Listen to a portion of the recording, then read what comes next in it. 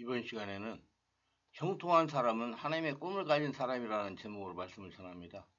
형통이라는 말의 히브리어는 찰리 아흐입니다. 이 말은 번성함이라는 뜻입니다. 영어 성경에는 번성함 또는 성공성이라는 말로 번역되어 있습니다. 성경은 요셉의 삶을 형통한 삶이라고 말씀합니다. 요셉이 형통한 사람이 아니고 하나님의 그와 함께 하심으로 형통했습니다.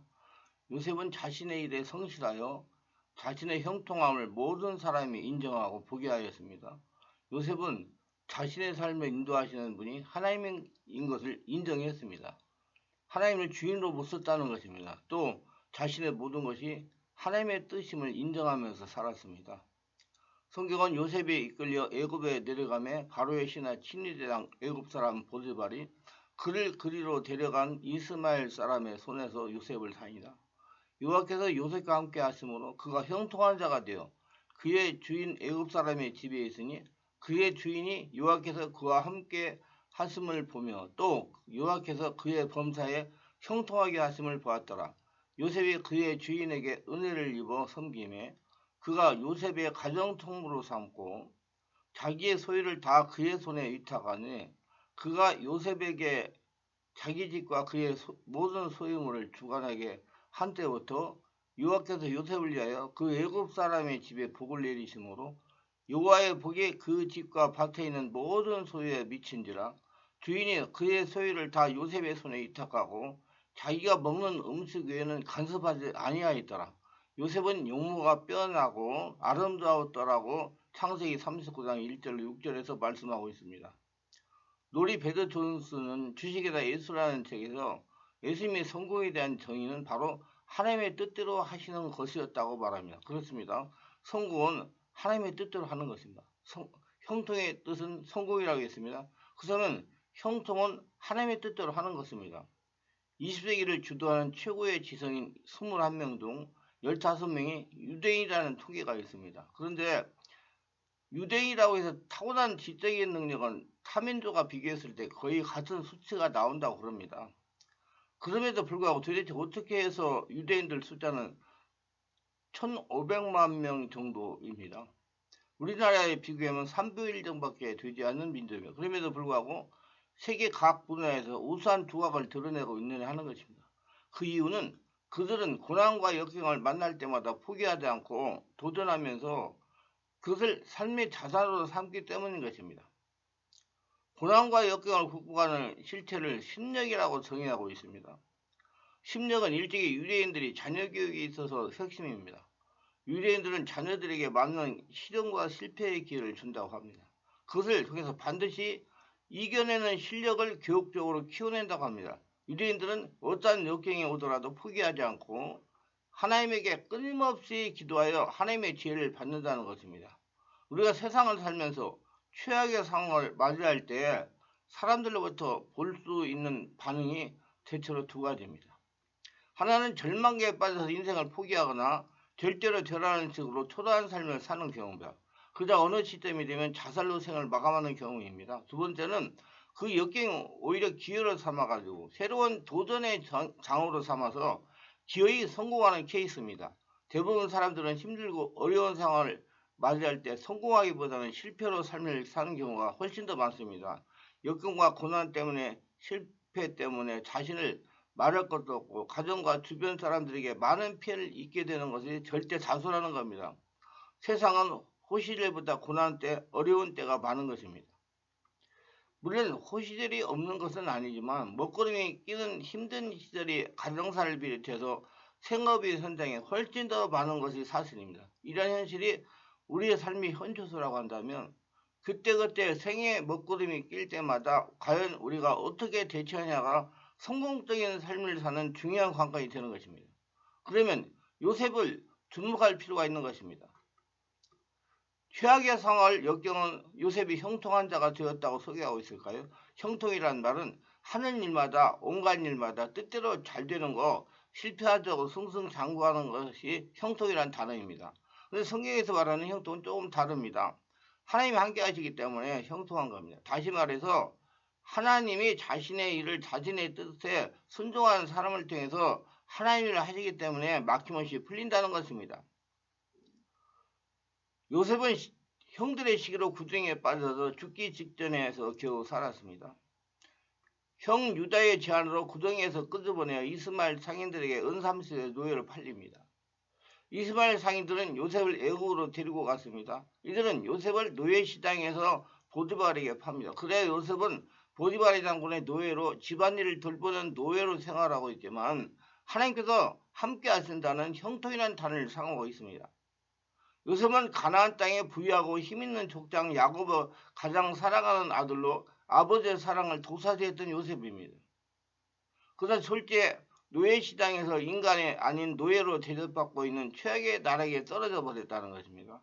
요셉의 형통은 정상에서가 아니라 생애 가장 밑바닥에서 형통했다는 사실을 의미심장합니다.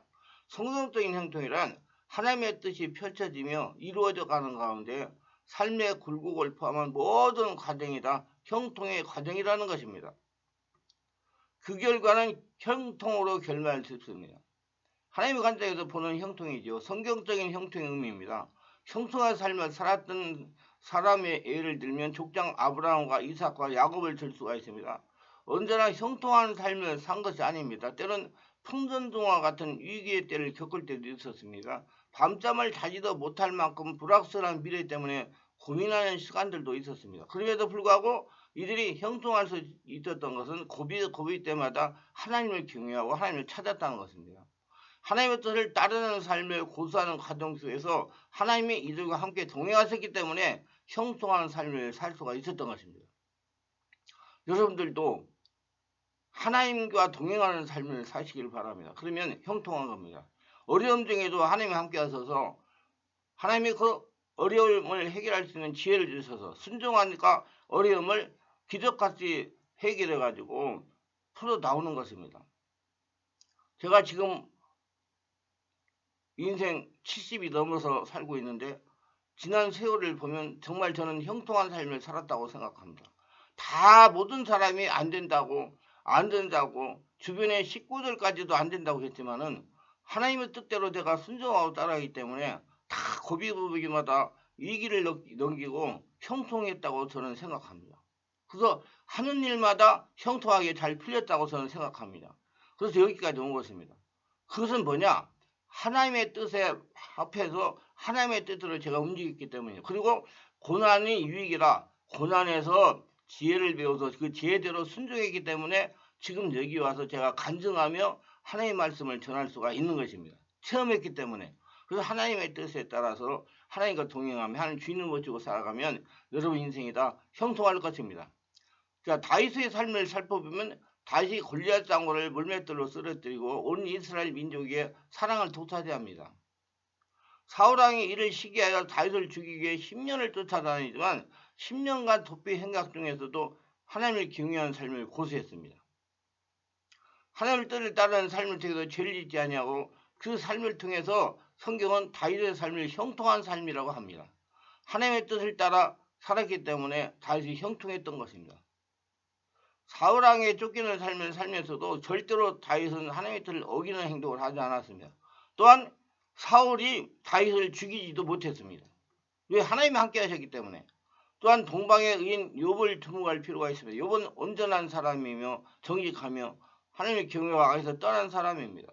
이웃을 돌볼 줄 알며 거부되었습니다. 그러나 하루아침에 모든 재산과 자녀 10명을 몰살당하지만 주신 자도 여호와시요 거두시는 자도 여호와시니 하나님을 찬송하며 죄를 범하지 않았습니다. 사단의 역사로 정수리부터 발바닥까지 악창이 나게 합니다. 이 처참한 광경을 보았던 아내가 질책을 하면서 하나님을 원망하고 죽어버리라고까지 합니다. 그러나 욥은 하나님께 복을 받았은즉 화도 받지 아니하겠냐며 입술로 죄를 범하지 아니하였으니 형통의 원리를 발견할 수가 있는 것입니다. 그래서 그런 모든 것들을 보고 하나님 함께 하시면서 형통의 복을 주셨다는 것입니다. 여러분 여기서 진리들을 배우시기 바랍니다. 욥은 정상의 자리에서 풍성함을 누리며 생의 실패와 생의 밑바닥 가운데서도 하나님 향한 신실한 믿음의 자리에서 떠나지 아니하며 하나님을 경외하는 그 자리를 고수하게 됩니다. 이것이 바로 형통의 자리입니다. 이것이 바로 형통의 원리입니다. 어렵고 힘든 자리에 있을지라도 죄를 범하지 말아야 됩니다. 하나님을 원망하거나 하나님께 핑계를 대지 말아야 됩니다. 입술로 하나님을 원망하지 말아야 됩니다. 자신을 바라보면서 어렵고 힘든 상황 속에서 하나님을 경외하고 예배에 참여하고 기도하는 신앙의 삶을 고수해야 됩니다. 그리고 실패를 거울로 삼아서 도전의 기회를 삼아야 됩니다. 하나님은 창조의 하나님이십니다. 여러분 지금 실패 자리에 있습니까? 기도해가지고 실패 원인을 분석해서 보강해가지고 다시 도전하시기 바랍니다. 그러면 하나님께서 반드시 축복으로 형통으로 역사하실 겁니다. 그래서 기도하는 신앙의 삶을 고수해야 됩니다. 그 자리가 바로 형통의 자리요, 그 자리가 바로 은혜의 자리입니다. 큰 틀 속에 요셉은 하나님께서 준비시키는 과정이며 위대한 하나님의 뜻을 이루려는 훈련 과정입니다. 우리를 진정으로 사랑하셨기 때문에 자기가 가장 사랑하는 독생자 예수 그리스도를 우리 때문에 죄에게 내어주신 분입니다. 그분이 바로 하나님이십니다. 그 하나님에 대한 사랑을 결코 우리가 의심해서는 안 된다는 것입니다. 지금 눈앞이 캄캄하고 앞이 보이지 않을지라도 그분의 사랑과 그분의 은혜를 절대로 망각해서는 안 된다는 것입니다. 항상 하나님 중심의 삶을 살아야 된다는 말입니다. 그래서 하나님은 우리의 믿음을 시험하기 위하여 동방의 의인 욥과 같은 시련도 통과하게 하시는 것입니다. 그래서 제가 많이 말씀드리는 광야 훈련을 시키시는 것입니다. 하나님이 함께한다는 믿음을 갖게 하기 위해서. 그래서 바이털 숨에서도 하나님이 먹이시고 살리신다는 믿음을 갖기 위해서 광야 훈련을 시키시는 것입니다. 시련과 고통이 찾아올수록 하나님 앞에 매달려야 됩니다. 어둠 속에 있을 때 십자가로 가까이 나가야 됩니다. 그리고 기다리노라면 새벽이 밝아오는 그 아름다운 영광을 우리가 발견하게 되고 체험하게 됩니다. 우리는 거창하고 거대한 꿈이 아닌 소박한 꿈을 꿔야 됩니다. 소박한 꿈을 통해서 풍성함을 누릴 뿐 아니라 주변의 이웃들에게 도전을 주고 유익을 주고 교회에 큰 덕을 끼치는 의미 있는 소박한 꿈을 꿔야 됩니다. 그 소박한 꿈을 이루는 길에는 눈물이 있고 고난이 있고 실패의 자리가 있습니다. 그때마다 우리는 요셉을 기억하고 욥을 기억하고 속장들을 기억하고 믿음의 유인들의 삶을 기억하고 보강해서 도전해야 됩니다. 그러면 여러분들도 형통의 삶을 살게 될 것이고 하나님이 다 함께 계시니 모든 인생길에 고비고비마다 하나님이 형통하게 하셨다 간증하고 하나님께 영광 돌리는 모두가 될 것입니다. 그 꿈이 하나님 보시기에 목적과 동기를 선하시면 이미 우리는 형통의 자리에 은혜의 자리에 있는 것입니다. 하나님은 이때 우리의 믿음을 보시고 형통의 복으로 축복하시는 것입니다. 어렵고 힘들더라도 목적과 동기가 분명하고 바르다면 그것이 바로 형통의 자리인 것입니다. 아직까지 어렵다면 그것은 과정입니다. 아직까지 앞이 보이지 않는다면 그것은 훈련의 과정입니다.